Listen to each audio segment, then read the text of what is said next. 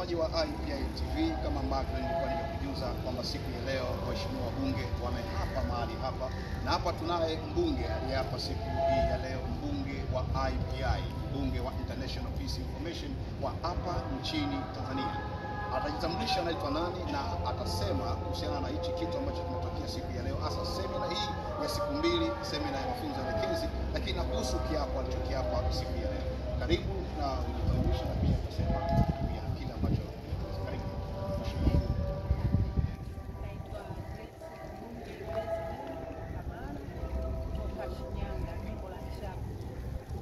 Mahali hapa katika ukumbi huu Dar es Salaam tunahudhuria semina ya siku mbili kuanzia tarehe 2 hadi tarehe 3 leo, kwa kupata mafunzo mbalimbali, na mafunzo hayo ya kutoka kwenye vyombo vya ulinzi na usalama, lakini zaidi leo tumepata kujifunza majukumu yetu ya wabunge, mojawapo ikiwa ni kutoa elimu ya amani pamoja na mbunge aliyepo madarakani kwa kuelezea habari ya amani kwa ujumla.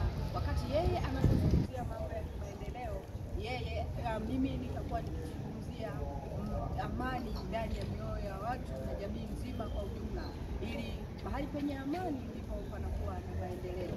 Nimefurahi sana kuelewa majukumu ya wabunge, na ikiwa ni pamoja na utoaji taarifa mbalimbali katika ngazi husika zilizoko ndani ya mkoa na wilaya. Kwa hiyo baada ya hapo nilifurahia kupata kiapo na tayari kwa kwenda kuwa.